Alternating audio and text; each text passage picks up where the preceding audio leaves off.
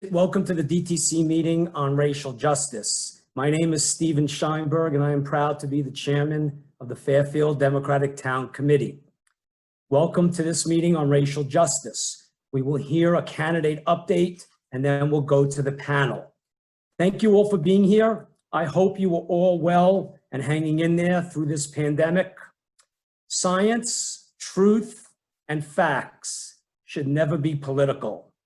Wear a mask, social distance, protect yourself, and protect others. Connecticut is doing the best in the country. The mission of the Fairfield Democratic Town Committee is to recruit, nominate, fund, and elect Democrats to all levels of public office. They represent our principles and our values. Membership of the DTC is open to all Democrats living in Fairfield. If you're interested, please email me your interest, and my email should appear in the chat box. The DTC is organized by an executive committee of 5 people, 10 district leaders, and committee chairs. We have a campaign committee, which includes a data operation, absentee ballot operation, and a field operation. We have a communications committee, legislative affairs, nominations, rules, intern committee, and a finance committee. The finance committee raises the necessary funds for the DTC to fund our local campaign. We need an office, and yes, we will have at least one office after Labor Day. The money funds absentee ballots, get out the vote efforts, canvassing, phoning, texting, mailing, postcards, social and digital media. These expenses are very expensive. These costs are very expensive. This year, we were not able to hold our Century Club brunch because of COVID. I am asking everyone here to donate to the DTC, each according to your ability. Any amount is welcome, from $5 to the maximum of $2,000 per person. If you have sponsored our events, please do so again. We will recognize all sponsors on our website page. Without an event, every dollar that we raise will go towards the campaign. Go to fairfielddemocrats.com and you could either donate online or download a form and mail it in. My friends, ask not what your Fairfield DTC can do for you. Ask what you can do for your Fairfield DTC and offers of help. Please email me. Now, a great part of the success of the DTC is because of our awesome Vice Chair, Kathy Curley. She is our communications director, a leader in the community with Operation Hope and CERT. I am honored to introduce Kathy Curley for a communications update. Kathy, take it. Okay, hi guys, great to see everybody. I am going to keep this really quick because I know that people are really here for our panel discussion, and our treasurer and our state rep and Nancy Lefkowitz. So just wanted to let you guys know I'm really excited because with all of your help, we have actually grown our Facebook following to the largest in the state of every DTC in the state of Connecticut. And we've got some big cities and towns that we are competing with that were on Facebook before we were. So I'm really proud of that. We've got just shy of 2,000 followers.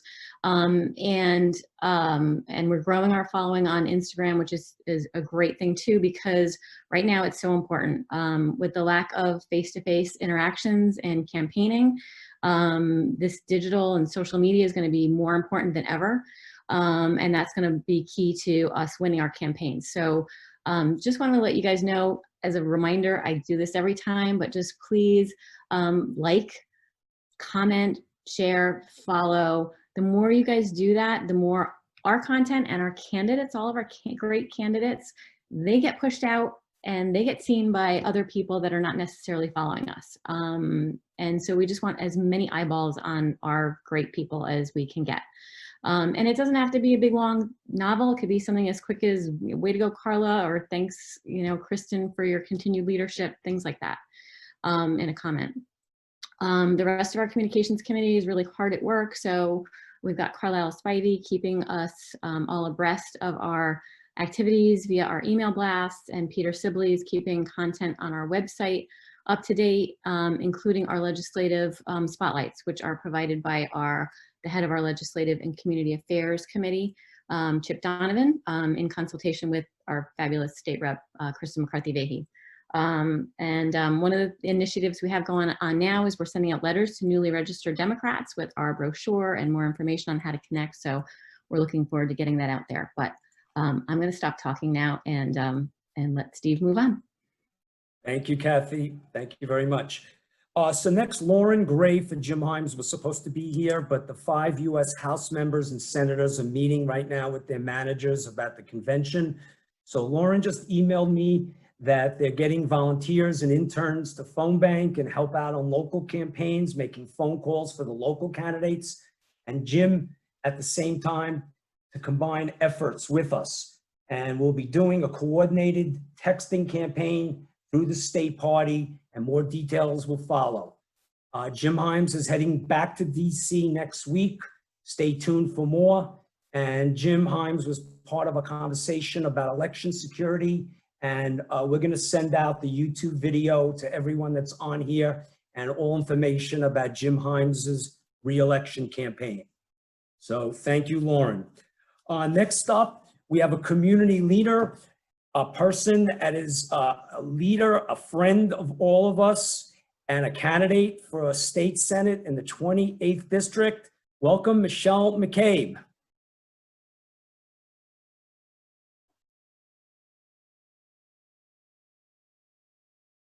Michelle, I saw you before. Here. You unmute, there you go. You muted. Okay, there I am. Sorry. Hi, everyone. It's so nice to see everybody. I hope that everyone is doing well, all things considered, and that you're healthy and safe and your loved ones are as well.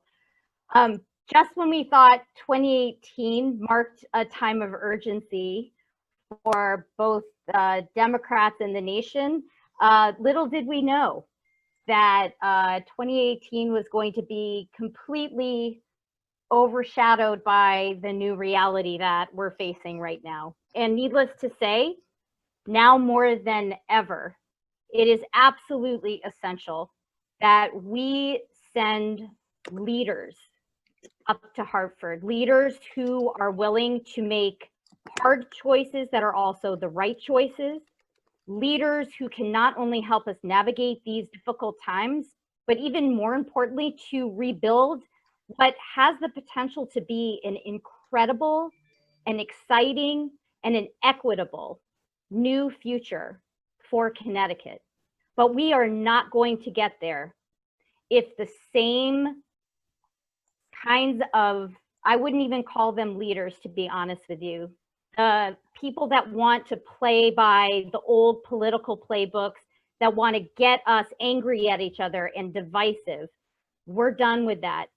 We're done with politicians who go up to Hartford because they enjoy having a license plate and they're not there to do the work.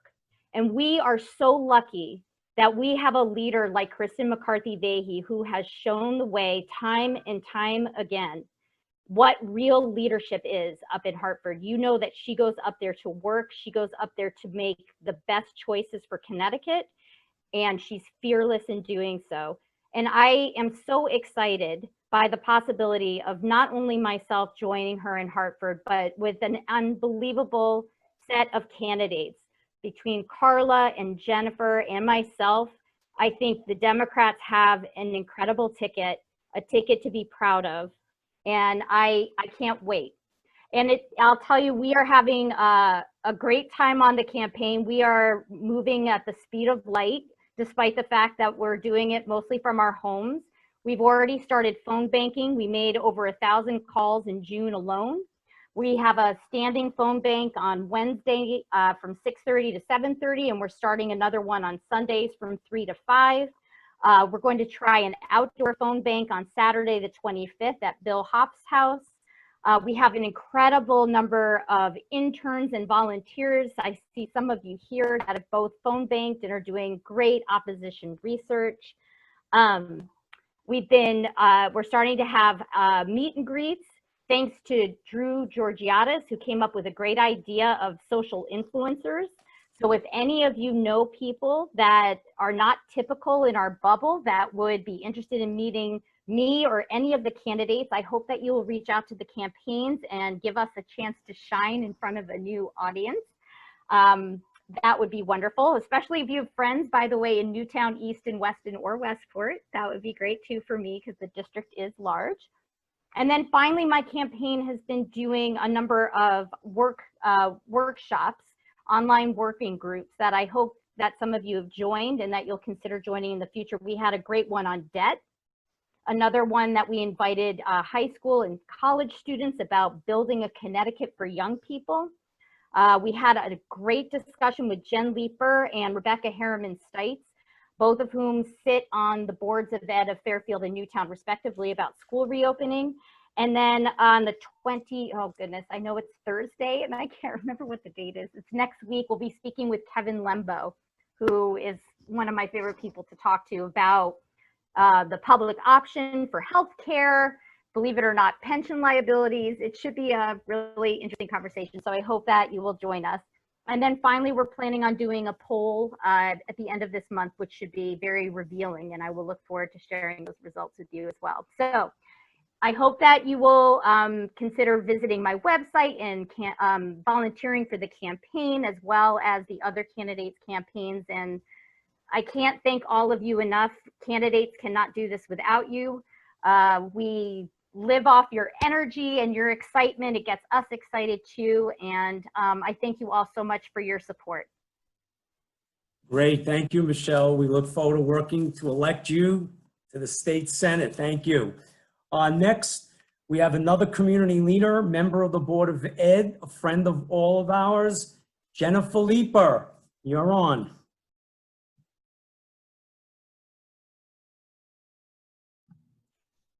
Hey everyone.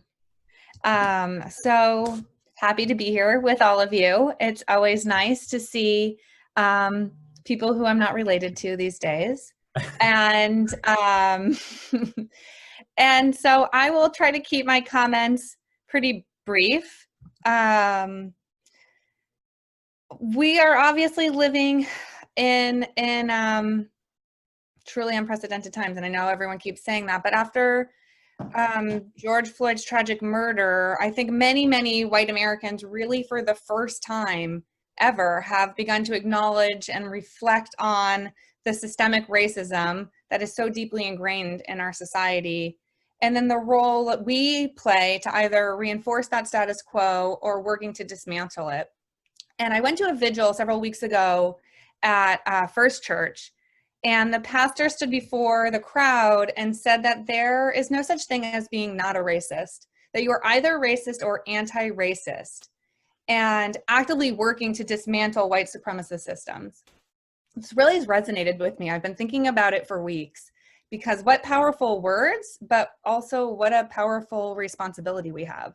And just as Michelle said, a responsibility that I am really is weighing on me to carry with me to Hartford. And I know that Michelle also, and Kristen's been doing this work for years, and we're so grateful for her. And I love to think about how much more we can accomplish if we can all work in partnership together for Fairfield. And Carla, I got to see her at a rally and a march today, which was also incredibly impactful. And it's just been giving me so much hope to see our young people leading this movement. And it gives me hope that this time will be different. We can make meaningful change. And I think we're at a real precipice of achieving that meaningful change. And it is going to take hard work, but work I know that the four of us are deeply committed to doing. And so on that note, I can talk a little bit about what kind of work we are doing on the campaign, I have been for the past 4 weeks or so meeting with around 20 young people every week. And we've been engaging in these incredibly inspiring and thoughtful and nuanced conversations about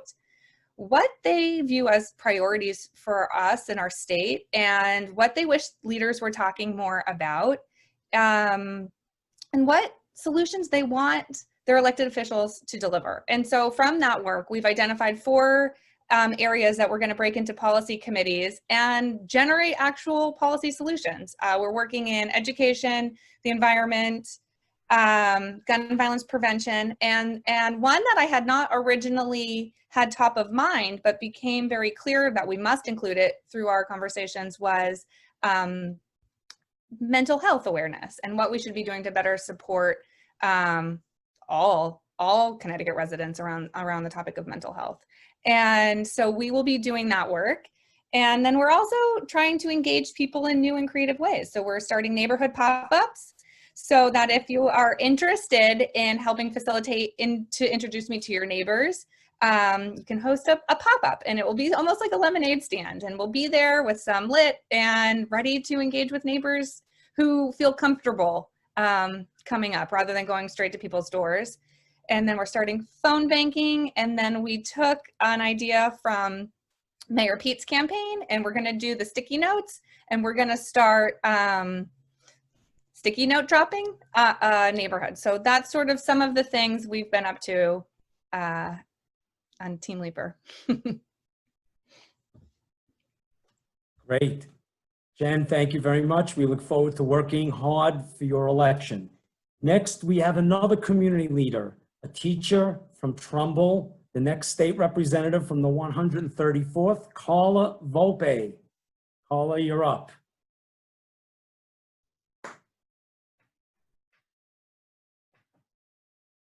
Hi, everyone. So yes, my name is Carla Volpe. I know it says Nick Kapoor down at the bottom. He is my campaign manager.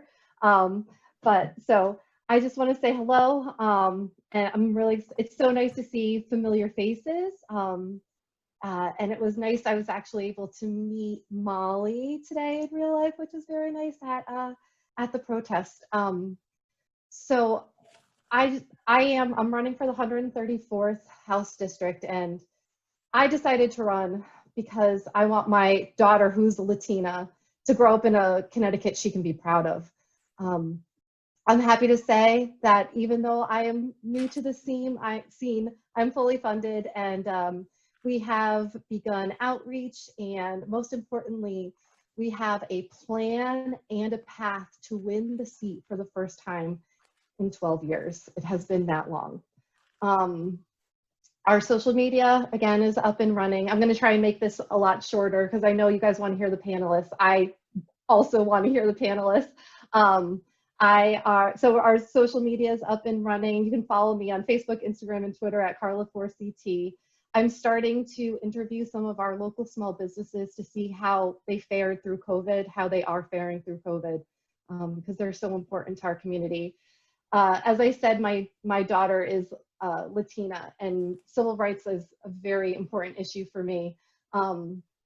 It will be at the top of my legislative agenda when I'm elected, making sure that our society is equal for everyone, no matter your race, religion, sexual orientation, gender, or any protected class is so vitally important.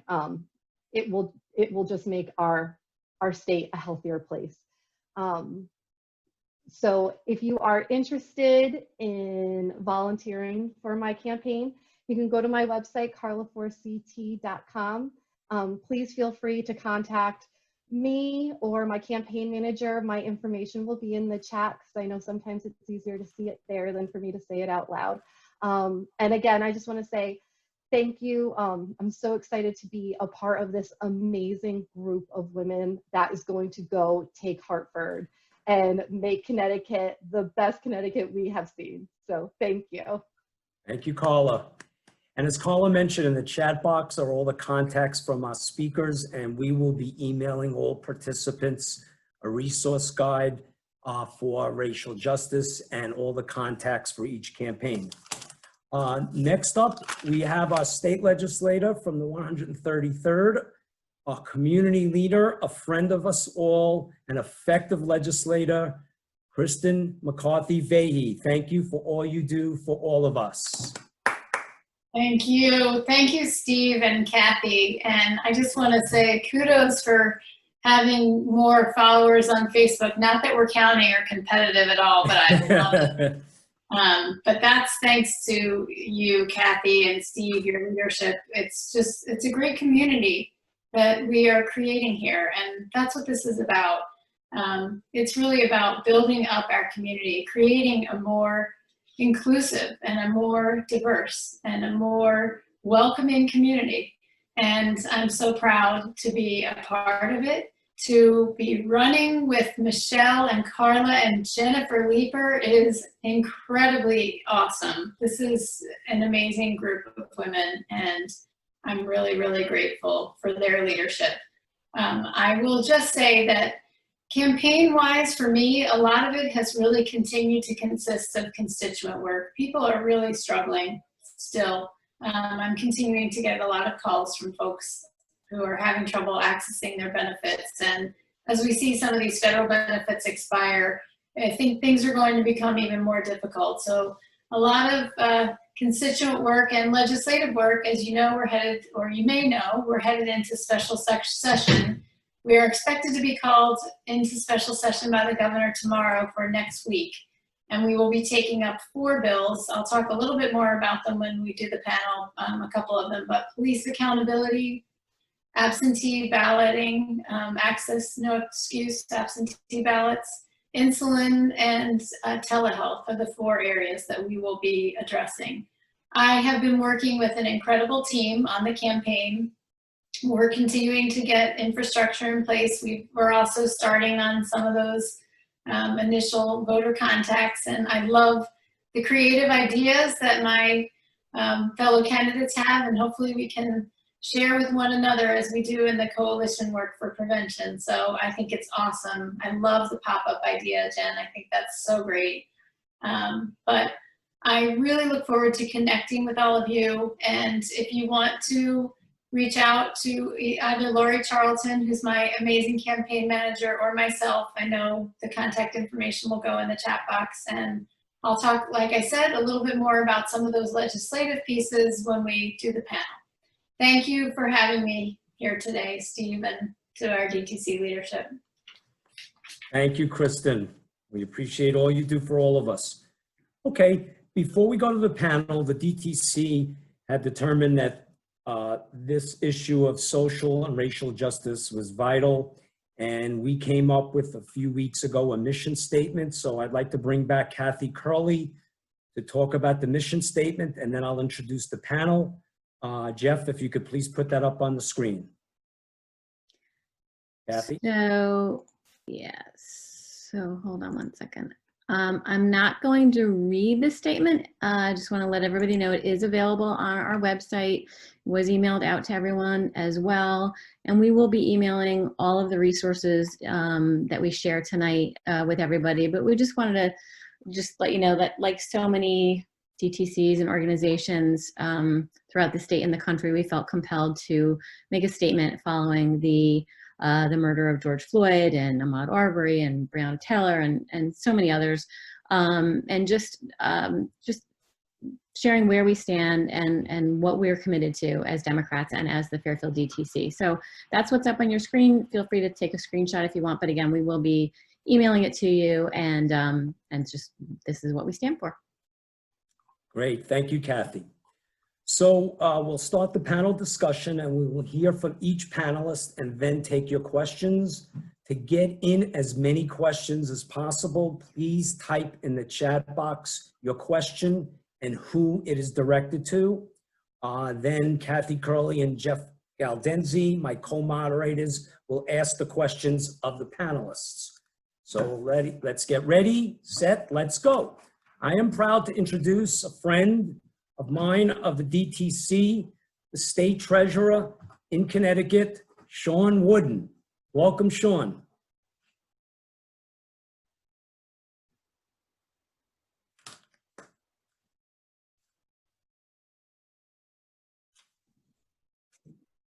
Can you hear me? Yes, yes. Okay, great. Thanks. Great to be here. Thank you so much for inviting me to be with you this evening. Thank you, Sean. Do you have an opening statement? Anything? Yeah, it's tremendous that the Fairfield DTC is having this conversation. It's certainly one that's long overdue in our state and our nation. The past few weeks have been tremendously painful for many Americans to watch, and I am very hopeful that we are at a crossroads and that we can turn this outrage that we collectively feel and this pain into a moment of opportunity and collective purpose. And so I very much welcome this conversation and look forward to the dialogue, and more importantly, look forward to the action steps that I know so many of us are committed to after tonight. Thank you, Sean. Thank you very much for being here and being an effective state treasurer for all of us and an advocate on this vital issue. Next, I'd like to bring back and introduce our State Representative, Kristen McCarthy-Vahey.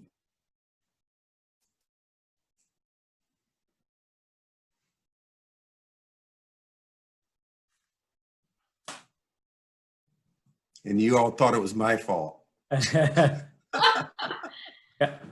Oh my gosh. Well, Treasurer Wooden, it's so wonderful to have you here with us. Thanks for making the time and just engaging in this conversation with us. And I love how you put it. I'm excited to talk about action and what we can do to get to work. And what's so exciting about this group of candidates who was just talking is they are all action-oriented people, as well as our DTC leadership, as you know well. So just wanted to share a couple of things with everyone about action steps or ideas to turn into action that have been discussed at the state level. As you know, we left session due to the pandemic, and as I mentioned, we're headed back into special session next week. But there was some conversation about looking at different bills, perhaps in the July session, which isn't going to happen, or if there is a second special session that would be in September that legislative leaders have talked about. There are a couple proposals that I'd like to highlight for you or just let you know about. One of them was that the Senate Dems put out a series of proposals for Juneteenth. And there were a number of sweeping ideas that covered a bunch of different areas. I'm not going to get into the specifics of those because we also heard more recently from the Black and Puerto Rican caucus of the legislature. So I'm not sure if everyone is familiar. We have a number of caucuses in the legislature. There's a women's caucus, there's a coastal caucus, there's a clean energy caucus. There are a lot of caucuses. The progressive caucus, I think that we still have the moderates too. But the Black and Puerto Rican caucus is very well organized, and they host hearings for folks, and they had a press conference recently, and I just want to share a couple of things that they have highlighted as issues that are at the top of the list for them. Voting rights, police accountability, economic justice, which really includes both financial relief for families, employees, and businesses, but also workers' comp and sick pay and adequate PPE for our frontline workers who are, in particular, Black and brown women who are at risk. Housing equity, educational equity, specifically access to technology, equal access to technology, environmental justice, and health. In addition to that, it has also been a conversation that you may beginning to be hearing about on some of our local social media outlets, which is called Desegregate Connecticut. This is a group that is led by UConn professor Sarah Bronin, who also is the chair of the Hartford Planning and Zoning. It's an appointed position there, a little bit different than for us. And some of the things that that group has talked about is what can be done to address the history of exclusionary zoning in our state, particularly given the fact that we are 169 municipalities. And I'm going to just do one little commercial. which is to recommend a book. Oops, see, my bookmark just fell out. A book that I have just started, and I think I've shared this with you all before, but it's called The Color of Law. And it's a little thick, but from everybody who's read this book, including my colleague Jason Rojas and Roland Lamar, there is a lot of history that we need to learn about, if you don't know it already, in terms of redlining and how government policies were used to create and put into law and practice segregation. So we can talk about financing too, but just specifically a couple of the areas that the Desegregate Connecticut folks have expressed interest in focusing on are providing accessory dwelling units and the ability for those to be built are all over the state. Requiring gentle density around transit districts, reducing parking requirements, which is one of the most expensive portions of construction, training for land use commissioners so that they understand the fair housing laws and our state laws and can adequately address some of the issues as commissioners. Eliminating the use of the word character in our zoning laws and developing model zoning guidance. As the co-chair of the Planning and Development Committee, many of these items are within the purview of either Planning and Development or the Housing Committee.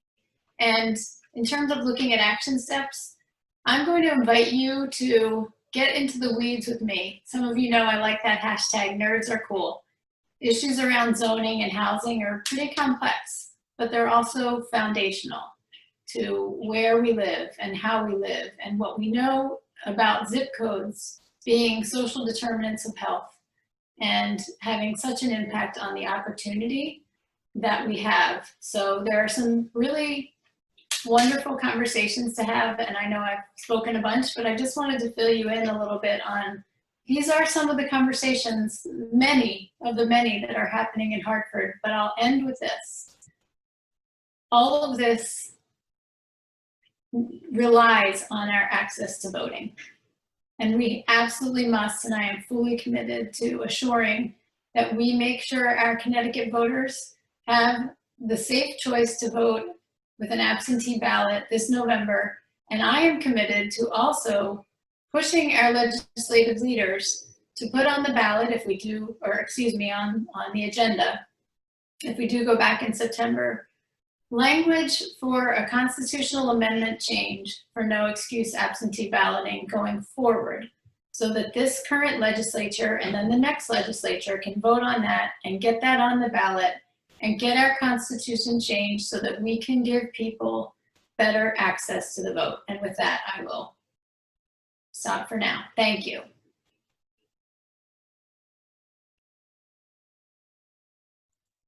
Thank you, Kristen. Next, we have our first select woman, Nancy Lefkowitz. Nancy, you're up.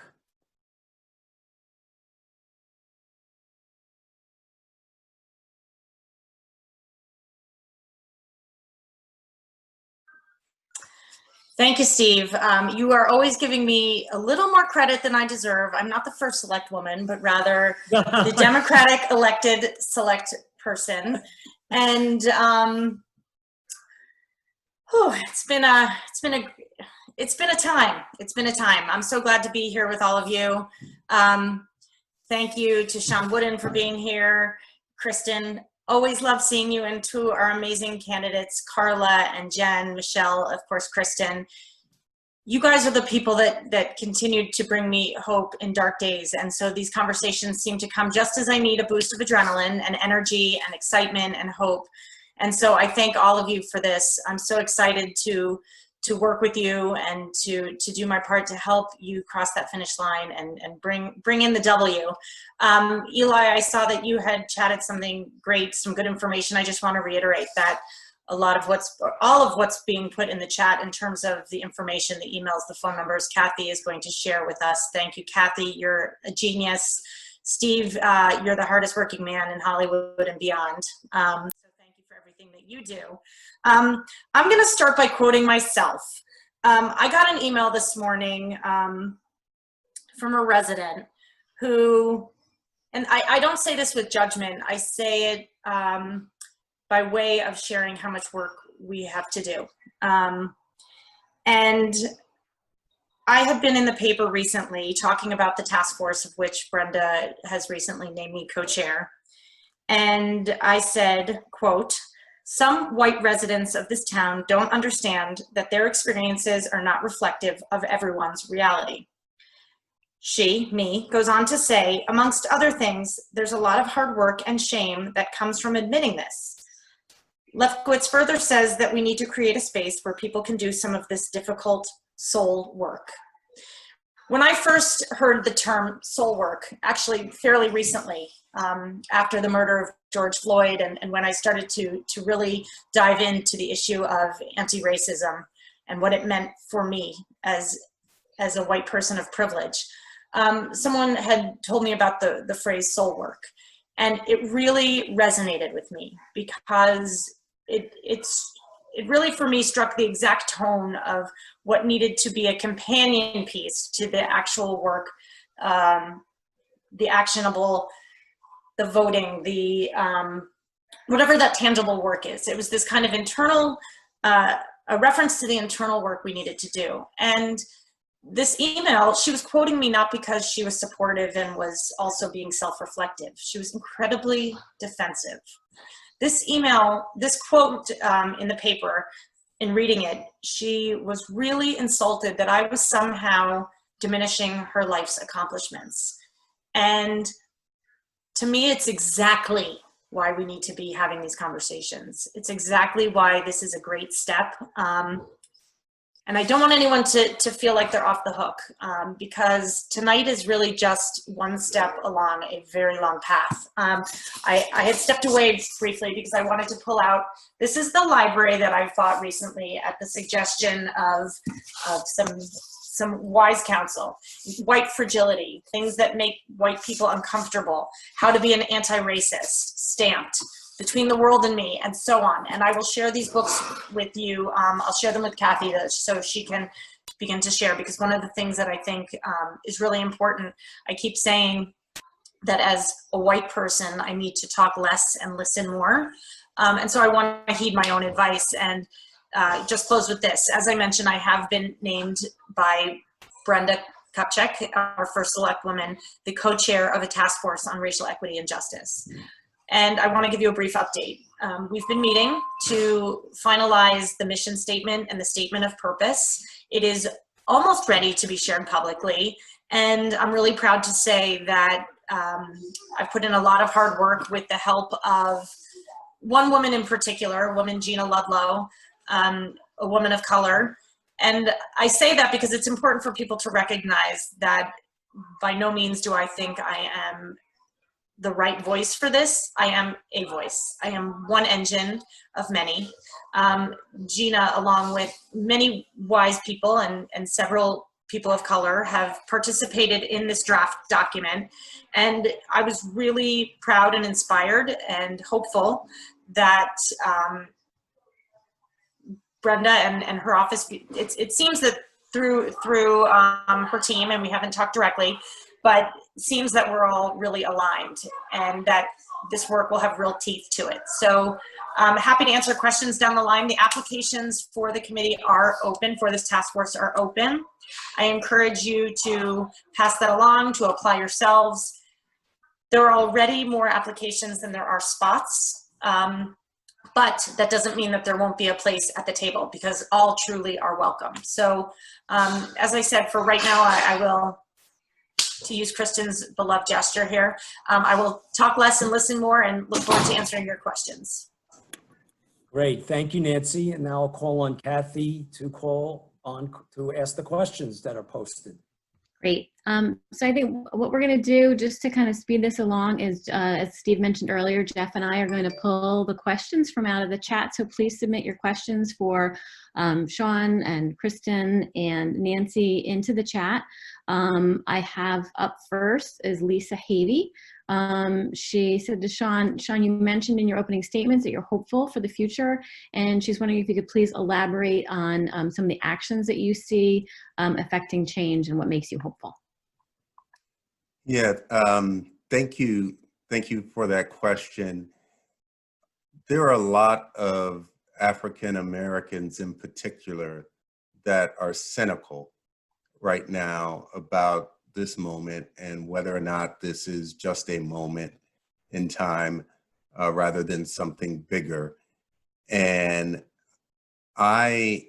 there was something when I wrote the op-ed, I actually thought I was done on the morning that George Floyd was killed and Central Park happened, right? I put the finishing touches on it because it was Ahmaud Arbery and Breonna Taylor and some of the others that kind of moved me to write it. And the reaction of America, and not just a small slice of America, but most Americans to George Floyd's killing in particular. That 8 minutes and 46 seconds of us all watching that video, I call it our modern day Emmett Till moment in America. And Emmett Till was a African-American teenager who went south and during the civil rights movement, just not as part of the movement, but he was there and he was lynched. And he came back north, had an open casket funeral. Mother refused for it to be closed, and America got to see how horrific racism looked, and more Americans, and in particular white Americans, decided to get engaged. I feel like we are in our modern day Emmett Till moment. And that gives me hope. When I see the protesters all across our country and the world rising up to this moment, when I see the demographics of the protesters, it really is an American patriotic moment of coming together. When I see the polling data, Gallup poll, this has been the biggest change. On their polling, 70% of Americans feel that we need police reform. Just 6 years ago, that was in the 40% range. In the history of Gallup polling, they've never seen such a fast and significant swing. So all of that gives me hope. Now, the other important thing about the op-ed that I wrote was it was a call to action for corporate America to get off the sidelines and to get engaged. The op-ed was republished. It was published originally in the Hartford Courant. It's been republished in Iowa, Hawaii, Texas, Ohio. Those are some of the places I can remember. And CEOs have reached out to me. And the conversations that I am having with CEOs around a desire to do something systemic, deep, right? Getting to structural issues, what Kristen talked about a bit when we look at housing and segregation, when we look at education disparities, when we look at economic disparities, the conversations that I'm having, I couldn't fathom having just 5 months ago, to be quite honest with you. And so all of those reasons give me hope. And the only real question for me is whether or not those of us in positions of influence, whether it's elected office at the local or state or federal level, those of us at the corporations, whether we're smart enough to figure out how to maximize the moment to make real structural change for the long haul and not just squander this opportunity. But I am hopeful that we can do it.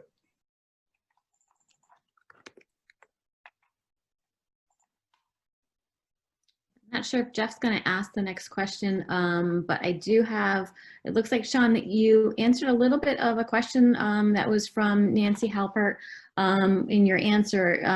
She talked about in the op-ed you mentioning that you wanted corporations to get off the sidelines and help. Maybe you could elaborate a little bit more on this coalition that you're working on of CEOs Sure. to address systemic racism and what getting off the sidelines looks like for them. Yeah, and so after writing the piece, right, which, being quite honest with you, it was the first time as an elected official and as an African American that I spoke so frankly and candidly about race. And and it was a conversation, as it says in the op-ed, at the dinner table with my teenage son, who's a runner, asking, is it safe to jog? And so after doing that and writing it and then getting the responses that I got, I said, I have to do more, right? I have to do more than just have a call to action. What can I do in my role that I hold? And that was actually based on the responses of CEOs to convene. And so the call to action is now a convening exercise where I will be convening a number of CEOs around, and there are 3 component parts to it. One, elevating a collective voice of corporate America around the need for police reform and accountability. No longer should we let this be a partisan issue, any of this. What we're talking about right now is about making a more perfect union.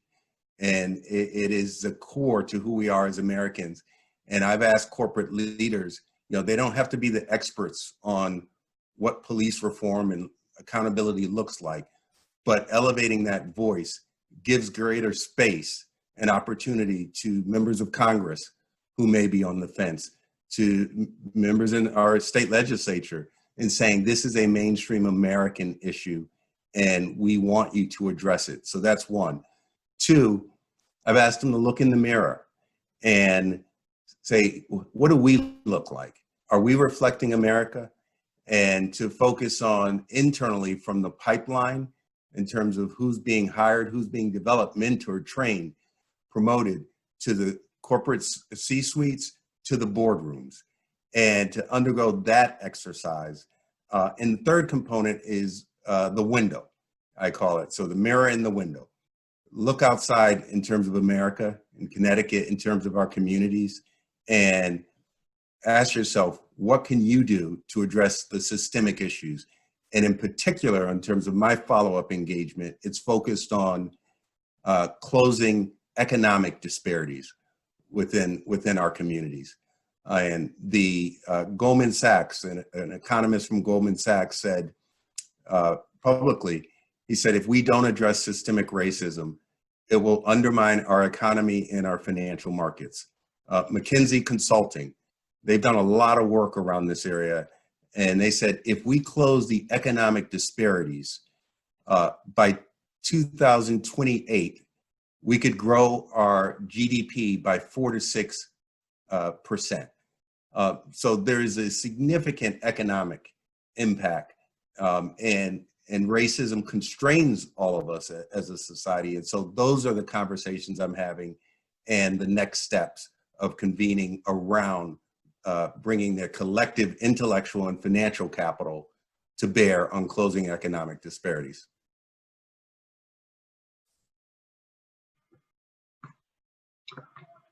Thank you. The next question is from Peter Sibley, also from Treasurer Wood. It seems to me that one of the crucial aspects is the need to equalize the quality of education available across Connecticut. Part of this is the way we fund public education in Connecticut, for example, through property taxes. What other approaches to funding education do other countries use? What do you think is possible for Connecticut, perhaps by extension the United States? I wholeheartedly agree with you in the premise of the educational, we typically talk about it as the achievement gap, and that is a statement of fact, but the bigger issue is what I call the opportunity gap, and we have a wide dispersion. We have some of the best public schools in America right here in our state, and some of the worst. And so depending on where you are born, or where your parents can afford to live, that zip code will often dictate your future trajectory. And if you're not reading on, this is how they do prison planning. If you're not reading at 3rd grade level by 3rd grade, they can do a projection out to the percentage of folks who are going to fall off, drop out, I mean, it's really sad in terms of how much we know and how much we haven't done. In terms of the property tax system and the funding structure is an impediment. In other states, there are county forms of government. There's a wider dispersion of both resources and sharing in terms of school districts, and you get there is an absolute correlation between concentrations of poverty and quality of education. So all of these things we know, and I think we need a renewed commitment to actually take what we know and really have the political will to invest in our future. And for example, Head Start and preschool programs. You know, I'm a believer in universal pre-K and the power of what that means for a child's life in the future in the preparation. And when I was a city council president in Hartford, I debated with our superintendent about this. And her argument was not that it's powerful in the start, but we don't have enough resources to actually continue. If we invest in pre-K, which everybody knows it gives you a leg up, we don't have the resources to invest at the later stages. So we need a complete overhaul. And it's not about teachers not teaching appropriately, right? So often I feel like teachers are unfairly blamed for this, but there are all of these other socioeconomic forces that are undermining education, including the funding stream. Great, thank you. I'm gonna go with the next question. It kind of piggybacks on that because it's also about education, but it addresses all of our panelists. So it says, is there a potential, this is from Brett Arnow, is there a potential for real structural change in educational equity for Connecticut? Is there a way to structure schools on a county level that could further integrate students between towns of a county? He was thinking about increasing use of magnet schools at all school levels, and that the funding would have to be changed. So I'm gonna go to Kristen first with this, but this is addressed to all three of our panelists. So everyone will take a turn, hopefully, and address this question. Kathy, I'm really excited. Thank you for doing that. I want to say something first and just share pretty honestly. When Steve asked me to be a part of this, and Steve, forgive me, I should have asked your permission, but since I said it, I'm going to share it with others. I had a reaction of the mostly white Fairfield DTC is we have a lot of internal work to do. And I don't know, is it fair for us to ask Sean to come to do the work? And when I'm listening to Sean talk about the fact that, Treasurer Wooden, forgive me, talk about the fact that you are having to convene these CEOs, it pisses me off. Excuse my language. I probably shouldn't have said that, but and I'm super grateful that you're doing it, but why do we have to wait for you, or why do you have to be the one to carry the weight so much? And that's what I'm realizing, and that's on me. This is part of my journey, is that as white people and people who have privilege, and forgive me for using that language, I shouldn't have. It's time for us to do this work and to be following you, Sean, to be following the lead. And I just want to say I'm really grateful for what you said, because I think it's true. We didn't have these conversations. We should have been having them, but we didn't, because we were white and we didn't have to have them. So I just want to thank you again for being here, your leadership. I want to share what happened last year when there was a bill that was put forward to regionalize schools in Connecticut. There were busloads of people that came up from Fairfield County, Connecticut to testify. We had bills in two committees, first in education and then in planning and development, which is the committee that I co-chair. I ran that second hearing. There were a lot of very angry people, very concerned, many of them, about their children having to go to school with children from other communities. There were other people concerned about their property values. There were other people concerned about legitimately their children being on a bus for a long time, that they were thinking about that structure. But we have a lot of work to do. And we're a long way from regionalizing schools in our state. That is, we're not there. We can't, just to give you an example for a regional issue that we have, Fairfield and Westport are going to regionalize or work together. We don't like to use the word regionalize, but work together to have our 911 call centers work together. And that has taken years. That's just 2 communities. In California, they have a handful of what we call PSAPs for the whole state. So yes, we can do this, but we have to have some shifts in thinking and a little engine that could mentality as well. So forgive my passion there, but I just want to say, Treasurer Wooden, thank you. I want to just say one other quick thing. My husband chairs the pension board. Some of you know that. And Treasurer Wooden's been a leader, and Brian gets this, Pensions and Investments magazine that comes in the mail regularly. And I got it out of the mailbox recently, and there was our treasurer right there on the front page. And I just felt incredibly proud and grateful for what you're doing. Thank you. And I really appreciate your comments, Kristen. And I will just say that, it's about all of us doing the work. And I tell, and we're in a space of really honest conversations right now and candid, right? And so I'm glad you didn't ask Steve's permission to talk about but it's, yes, a lot of African Americans are frustrated, but I tell African Americans, just like I tell everyone, now is not the time to be tired. Now is not the time to be frustrated.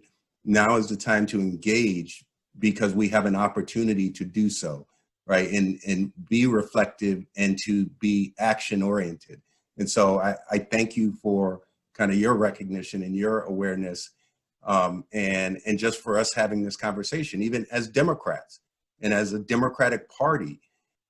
It's a conversation that we need to have, and we're not exempt. We are not exempt as a party. And that's why I say this is not a partisan issue, right? This is an American issue. It's an American affliction. And as Americans, we need to solve it together.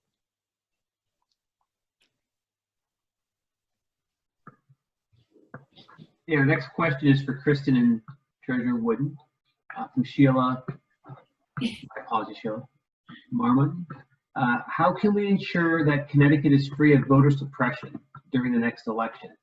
How will we effectively reach minority communities with information and absentee ballots? I think Nancy wanted to say something on that other question. Was that what your hand raising meant, Nancy? That's great. We could go back to Nancy first, Jeff. Go ahead, Nancy. Kathy, you just had mentioned that it was a question for all the panelists, and since I am one of them, I felt like I wanted to chime in, and it really goes on the heel of Treasurer Wooden, what you just said, which is, as Democrats, all of us collectively, it's not a partisan issue, but as Democrats, we have to stop being afraid to have real conversations, because we are as guilty of veiling conversations behind. We're afraid to talk about what we really mean. What are we really talking about when we talk about affordable housing and regionalization and some of these things that are too scary for us? And I hope what starts to happen is that we're planting the seeds here, not just tonight, but in a lot of these conversations. I don't feel equipped to speak about systemically what can happen at the school level, but I know that if we collectively, as a group, have really difficult conversations and turn that into action. I mean, I know as an elected, when I look at the budget, for instance, and this year I know some people are really happy that we have a 0% budget increase. But what does that mean, and at what cost, and what are we losing, and what does it mean when free and reduced lunch is going to maybe be on the table, or what does it mean when the library might have reduced hours? Who's going to be impacted by that? What are the deeper implications of some of these budget choices? And for me, I've had some real aha moments that, you know, I've said it's not just about the budget, it's about the space in between and the way we make choices, but it actually is very much about those line items too, and reflecting our values and being able to stand up. And when we talk about challenging conversations about the schools, really saying what it is that we're trying to get at the heart of. So I just wanted to chime in, and it's really part of the conversation that Kristen and I both had with Steve. She was excluding me from that, but we both had expressed, you know, our concerns that as two white women, we were not really feeling like we were in a position to do the work when we hadn't all begun collectively and individually. And it felt, lazy is the wrong word, but you know, it felt unfair. But I'm certainly glad you're here, Treasurer Wooden, and providing this incredible insight. So yeah, thank you for letting me chime in after the fact. No, thank you, Nancy. And I just want to comment that whether it's education funding or some other things, just when we talk about what's going to happen at the state legislature, and Kristen touched upon, you know, a number of aspects of that. I think we're really going to be in a moment that we have to prioritize, right? It's a focus, and right at the state level, and you know, and I'm right there trying to keep taxes down for residents throughout the state and being very mindful of like the debt diet that the governor and I have talked about and all these things. But what I do say is that doesn't mean we shouldn't make the right investments. We should really focus on what are our shared priorities and start to bite the bullet. You're going to see that come up in the context of this discussion. And, you know, the Senate Dems put a proposal out, you know, pretty broad. This special session will be narrower. And Kristen and others have, you know, worked on the housing issues. And there'll be some stuff. There's a proposal, you know, I was on a call today and on a call yesterday with legislative leaders about an economic investment proposal to close gaps within our state. And we're just going to have those hard conversations and really prioritize as we balance not overburdening our state with taxes, but with still making investments to improve the future of our state. The other thing, just because I don't want to forget it, I just want to acknowledge that I am really happy I didn't bring my prop tonight, or I forgot to grab it before we went live, because Kristen and Nancy, they had books. And what I was going to bring, which Nancy would have appreciated, and I was reminded when I just saw your son, is my Nancy Gets It Done t-shirt. Oh, that's awesome. Yes. Oh gosh. Well, I'll jump into Sheila's question. How are we going to make sure that we avoid voter suppression and reach out to minority communities? Well, the Federal CARES Act funding that the Secretary of the State is using to assure that every Connecticut voter receives an absentee ballot application in the mail with postage paid, and will receive a ballot in the mail if they return that absentee ballot application, which has been done for the primary under executive order, is what we have to get done next week in special session for the general election, so that every voter has that easy access to their ballot and the safe, easy access. In terms of reaching minority communities in particular, I think we as legislators have actually talked about that, but here in the DTC, I think that's an action step for us. Phil Dwyer has been talking about this for years in terms of, particularly in parts of the 133rd district, where we can do more to reach out directly. It's a lot harder to go knock on doors right now, but we can do a lot more. And speaking of Phil Dwyer, even though I know it's lower in the chat box, I actually was going to mention this in response to the schools question. Open Choice is a program that we could have, we could take advantage of right away today here in Fairfield. And we've heard conversations over the years at our Board of Finance with significant concerns about the added costs of having students coming in via the open choice program. And I think that this is a perfect opportunity for us to re-engage in some of those conversations, and to Phil's point, to look at that, and we have talked about that at the state level as well. So before I move on to the next question, I don't know, Sean, if you wanted to address that as well, or if you felt like Kristen had covered that. It was Sheila's question about ensuring that Connecticut is free of voter suppression. Yeah, I think of course, Kristen did a good job addressing it, as she always does. But I don't think the issue in Connecticut is voter suppression. And it's really about kind of the focus on making it more accessible and easy, dealing with some of the challenges of, people who work and who maybe with childcare and these issues. The absentee ballot issue, crucial right now. And so we're doing something to address this current kind of pandemic and making sure people can vote, but we need to do more.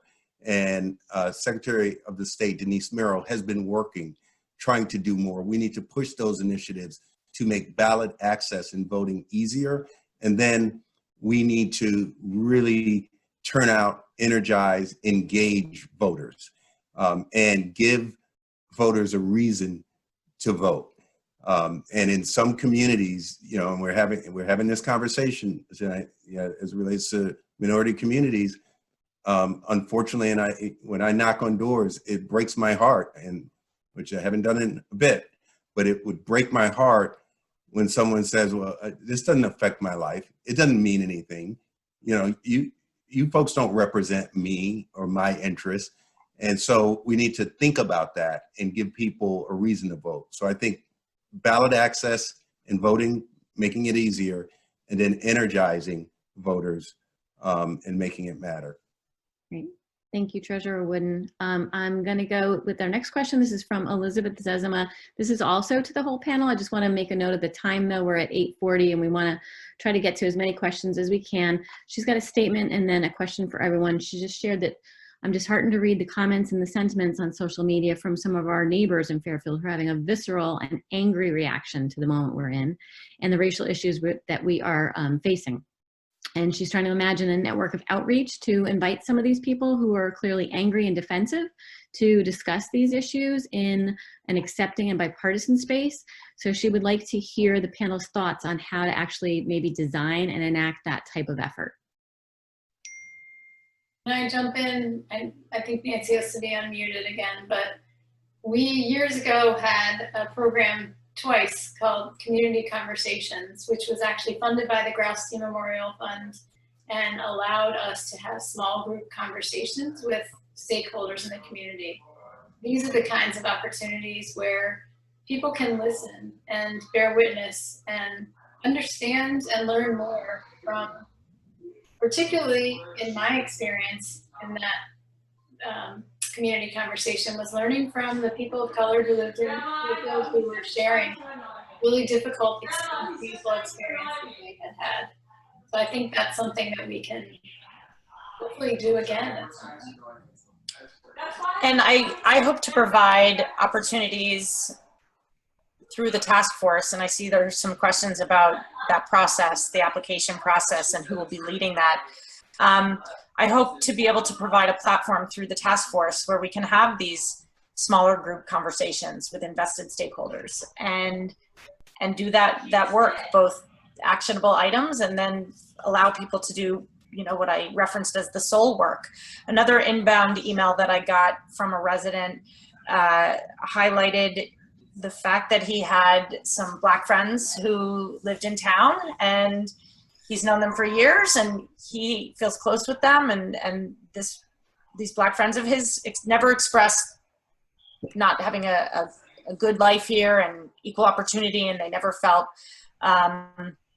threatened. And he was really sort of resentful that we were being thrust into this space of having to have these conversations, which of course only highlights the need to have them. But again, as Kristen said, to create the safe space to do that and to be open, but not because there are two sides to the conversation. There is only one right side of this issue, but recognizing that there are many voices to be heard from. So to jump ahead just to say, the application process is with all boards and commissions, as with all boards and commissions in town. To use Kristen's phrase, elections have consequences. One of the roles of the Board of Selectmen is to vote in who those board members and commissioners and task force members are. I'm very hopeful that a statement of purpose and a mission statement around this task force will make it very clear what the work is that people are signing on to. And people can apply as they do through the other boards and commissions. There's an application online now, and we are in the process of, we will soon begin the process of meeting with all of those people, although I've reached out to most people who've applied. But we are only as good as the people we reach to make sure that they know that the applications are open, and encouraging people to apply, and really hopeful that brown people and Black people and Indigenous people of color and not just white people, not just white Democrats, but really a group of well-represented. Hopefully we will have great representation on this task force. And I am hopeful that, as I said, I'm really hoping to work with a woman co-chair, a woman of color, so that for me, I'm just the engine, small engine, getting it done, but not because my voice by any stretch should be the loudest or the one most heard from. In fact, the opposite is true.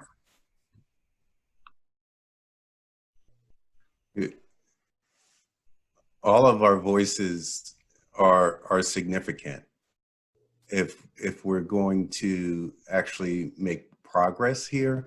And I, you know, and I respect and understand what you're saying, Nancy, and but I want to really underscore that. And as a student of history, it's never been done alone. And so allies and common cause in so many settings really makes a difference. So, you know, don't diminish yourself or your voice in the least bit in terms of this. And in terms of the question, you know, I think we have to meet people where they are. And two things, right? And they may sound contradictory, but we have to try to achieve both, I believe.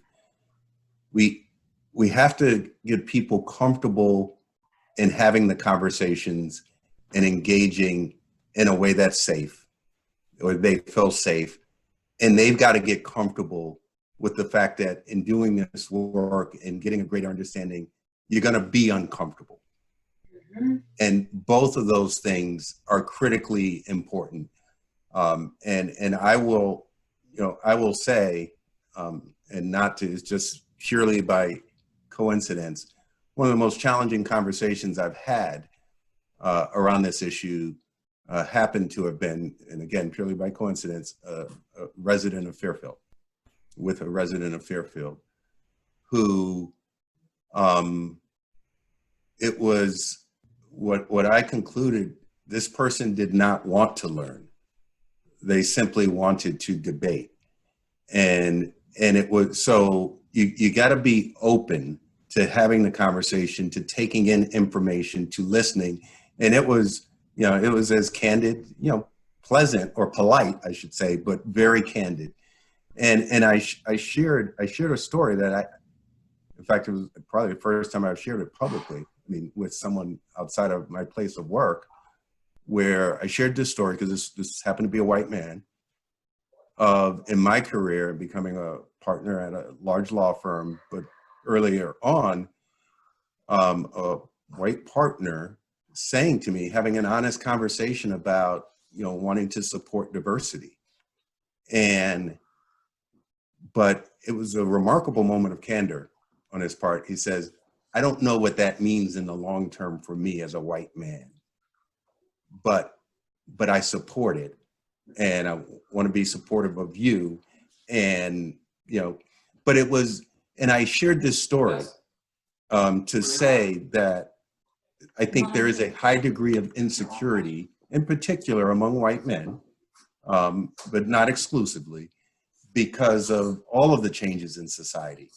But we need to talk about it because ultimately we're just trying to make our society equal for everybody. I mean, that's what we believe in. Those are our principles as Americans, and it hasn't been, right? And so we are talking about in leveling the playing field. Some people feel like they're losing something, but if you're losing unfair privilege, we need to have that conversation, and you need to reflect on whether or not you should be fighting to hold on to it. And Treasurer Wooden, I want to follow up and thank you for what you're saying. And I don't mean to suggest that I need to somehow make my voice less than and not be proud to stand up and next to and alongside, because as a leader in the community, I would hate for some of the people listening to think that that's what they had to do.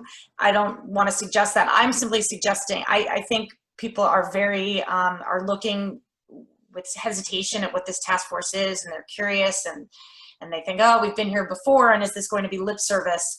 And I think the point I was just trying to impress is that we are being thoughtful and inclusive and bringing people into the tent, and that we're not trying, or I am not interested, and I have heard Brenda express this, that you know, I'm personally not interested in saying this is how I think it needs to be, and I'm not interested in anyone else's voice. And what I was just simply trying to impress is that the opposite is true, to really echo what you're saying, is to stand as an ally alongside of, to use our strengths, whatever our individual superpowers are, to lift and support and to make a more equitable and just society. So thank you for pointing that out.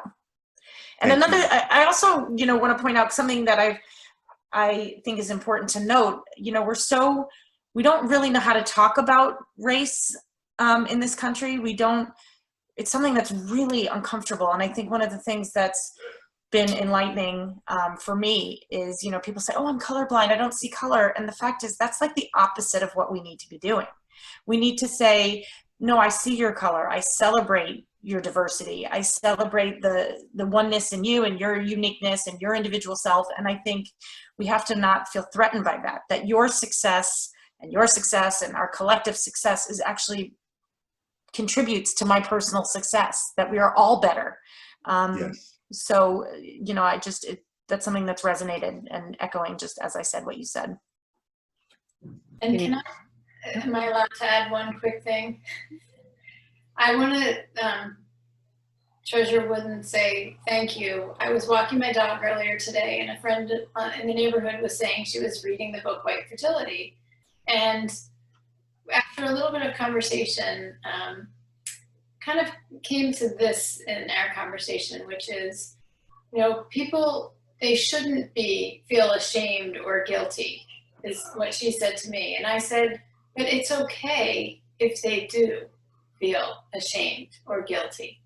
And to your point, Treasurer Wooden, we have to be able to meet people where they are, but we also have to be able to, live in that discomfort and kind of push through. And so it's kind of this push-pull, you know, I don't believe my former campaign manager, she used to say all the time, you catch more flies with honey. But living with that discomfort is the only way. All growth is painful. Yes. Thank you, Kristen. Thank you all for your responses. This next question, we're coming up on the top of the hour, so we're kind of wrapping up now. This question is from Kevin Kiley, and this one's also to everyone. I'm sorry, this one's for Sean. And Kevin wants to know, how do we equalize economic opportunities? What can Connecticut do to get more businesses in our cities? Lack of equal access to high quality, affordable groceries, goods, services, and career opportunities create personal and economic inequities for city residents. Now that we have the attention of the big company CEOs, can we focus them to invest in our cities, possibly leveraging tax incentives from the state? What a beautiful question. So I'm going to start with the end of that first, which is yes. we should be thinking about how to leverage kind of the limited state resources with private sector resources to invest in these communities. And there are incentives that can be structured and things, and we're having these conversations like as we speak. And I will also note that Congressman Himes and I co-authored an op-ed on the PPP Small Business Loan Program. And we pointed out that structurally, right, and this is when we talk about a lot of people don't understand what structural racism looks like or what it means. But structurally, they set up phase one of the program in a manner in which bypass many small businesses in communities of color. And they didn't do that intentionally. They did it, okay, we're gonna move a lot of money very fast, and we're gonna use these big banking institutions to do it.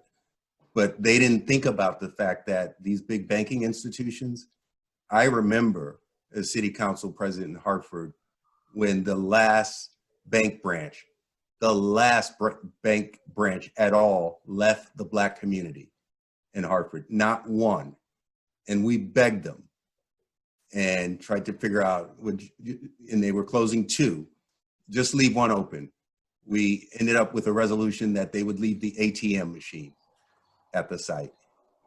So when you structurally disinvest from communities, and then all of a sudden there's this great program to support businesses, small businesses through this, but structurally you've broken the relationships, the banking relationships, and then on top of that, you had a lot of these institutions even just take care of their VIP clients because it was easier to move $500,000 out the door and get your transaction fee on that rather than moving $20,000, $50,000 loan transactions, right? But that's what structurally, that's something that we can do and we can fix, and that's what we're looking at right now. Even Kristen, at some point you're going to see up there a bill that that's looking at strengthening the community banking legislation that I have authority for as treasurer.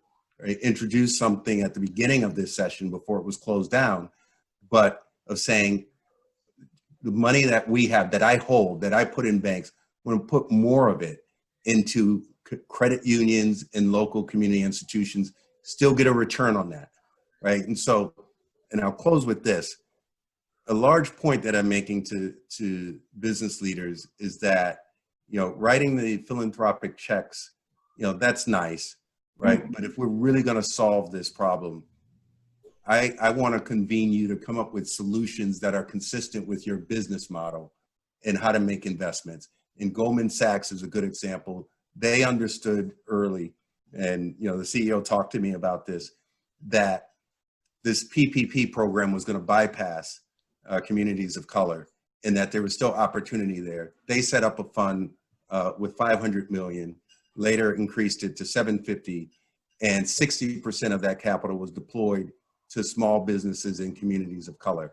But those are the types of things that closing those gaps that we can do.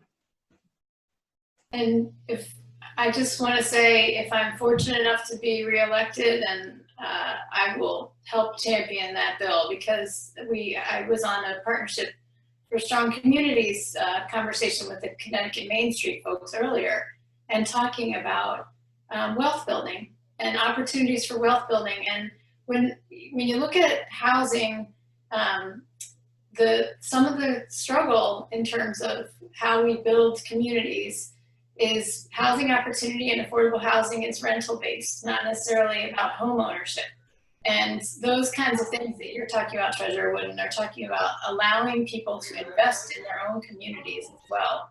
And I would add to that, allowing people access. You have to have transit, you have to have transportation, you have to have infrastructure.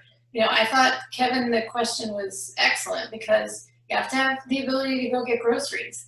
You have to be able to be safe in your community.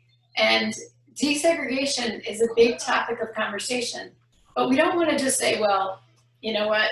In fact, today, one of the presenters today on the webinar said, I don't like the white is right. And so to have to move to a suburb to be able to have the supports and services that you're looking for when maybe you don't want to move to a suburb. You want to stay in your urban center where you grew up with the people you grew up with. We need to make sure that we're providing the kinds of investment that support people where they are as well. Yeah.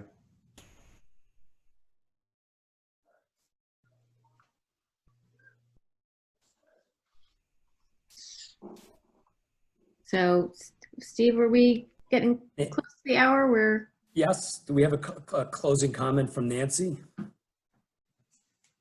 I will close with the same sentence that I close every single conversation I have with my dear friend Kristen, and that is to be continued. Thank you. So, thank you, Treasurer Wooden. Thank you, State Representative Kristen McCarthy-Vahey. Thank you, Selectwoman Nancy Lefkowitz. And thank you to my co-moderators, Kathy Curley, Jeff Galdenzi. And thank you all for being on this discussion. This is the beginning of a vital discussion that we must have. Our challenge is to work together to build a better America, an America dedicated to liberty and justice for all, social, racial, and economic justice. We're going to send out the resource guide. Jeff, if you could just put that up briefly. If each of us individually work together, collectively, we will succeed.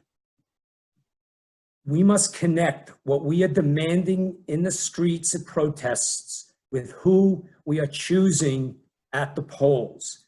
Elections do matter immensely. We have 3.5 months to go until the election, and a Democratic victory up and down the ballot will help bring the justice, social, racial, and economic justice that we all demand. Let's all work hard to make it happen. And I'd like to close by quoting my hero, Dr. Martin Luther King Jr., and he said in his dream speech, "I have a dream that my 4 little children will one day live in a nation where they will not be judged by the color of their skin, but by the content of their character." Let's all work to make Dr. King's dream come true now. In the election, let's all have fun and let's make history together and work to change America for the better. Thank you all and good night. Thank you.